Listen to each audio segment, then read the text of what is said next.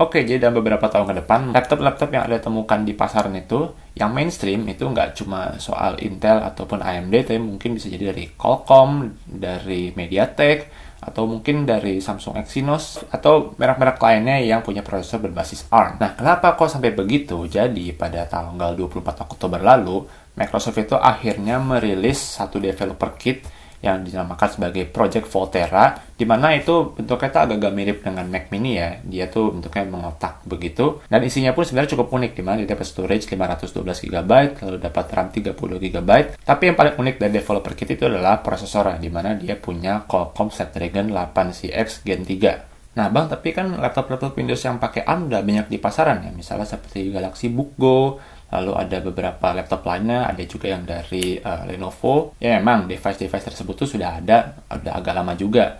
Tapi baru kali ini Microsoft itu membuat developer kit khusus supaya app-app yang optimize untuk ARM itu semakin cepat ada di pasaran. Jadi kalau dulu itu cuma ngasih Windows on ARM, jadi software Windows-nya, sekarang dikasih hardware juga. Jadi ini adalah salah satu keseriusan Microsoft untuk mengembangkan Windows on ARM ya. Tapi kenapa sih kok Microsoft sampai secapek-capek itu gitu untuk membuat developer kit khusus? Desain juga nggak main-main dan mirip-mirip dengan Surface. Kalau kita ngomongin prosesor klasik x86 seperti dari Intel ataupun AMD, kita lihat pengembangannya belakangan itu secara performa bisa dibilang cukup signifikan juga.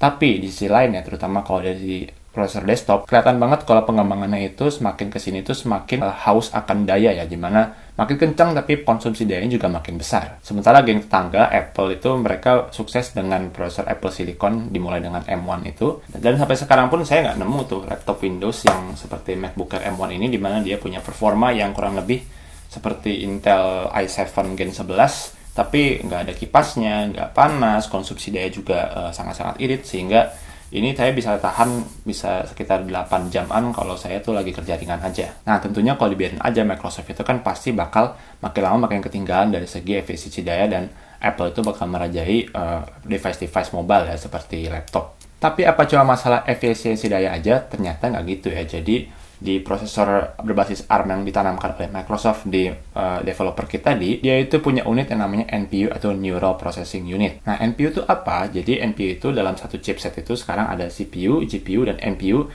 Dan NPU ini tugasnya adalah untuk mengerjakan tugas-tugas yang berkaitan dengan kecerdasan buatan. Di mana sebenarnya tugas-tugas tersebut tuh bisa dilakukan oleh CPU dan beberapa mungkin oleh GPU, tapi kalau dengan NPU dia jadi jauh lebih efisien, sehingga kalau ditanamkan ke device-device mobile seperti laptop ya, dia itu tidak akan makan banyak daya. Tapi tugas-tugas berbasis AI atau machine learning itu apa sih? Nah, jadi supaya nggak bingung, langsung aja saya kasih contohnya.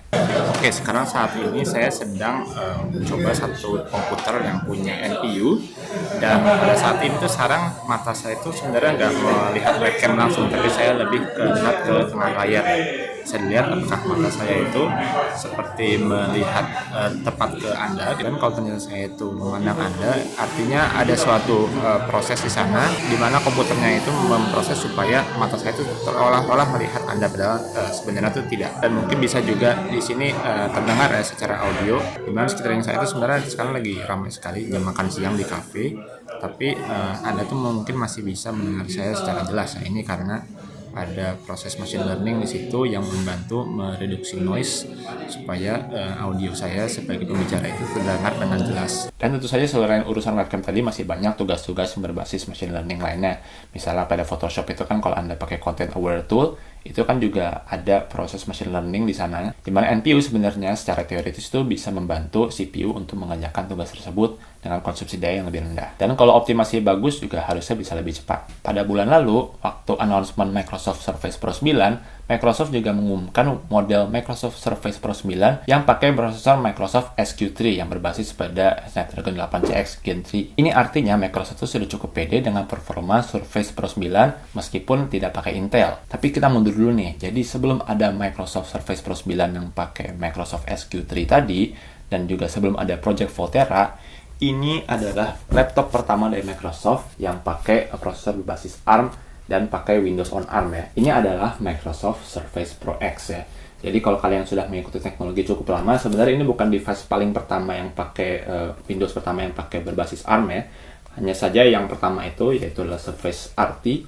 itu performanya itu bisa dibilang sangat-sangat kurang, dan aplikasi yang bisa dijalankan itu cuma aplikasi-aplikasi yang ada pada Microsoft Store. Nah, Windows on ARM ini beda, dia itu bisa menjalankan aplikasi berbasis x86 tapi dengan proses emulasi 32 bit atau 64 bit. Dan untuk device pertama yang pakai Windows on ARM resmi dari Microsoft, bisa dibilang ini menurut saya secara hardware itu benar-benar impresif loh. Ini bagus banget. Pertama, dia itu tipis banget ya. Untuk device sendiri dia cuma 7,3 mm, lalu bobot itu cuma 774 gram. Layar itu besar ya, dimana itu 13 inci dengan form factor itu mirip-mirip laptop 12 inci ya, jadi Microsoft Surface Pro sebelumnya.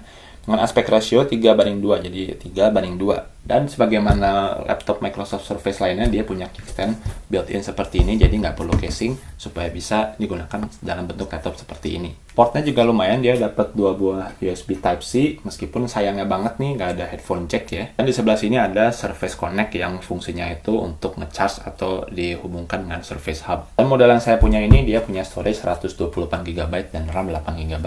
Kita belum selesai soal hardware nih, dimana bisa dilihat di sini ya, ini ada type covernya, dimana ini berfungsi juga selain untuk melindungi layar, dia juga berfungsi sebagai keyboard. Dan keyboardnya ini menurut saya enak banget untuk dipakai ngetik ya.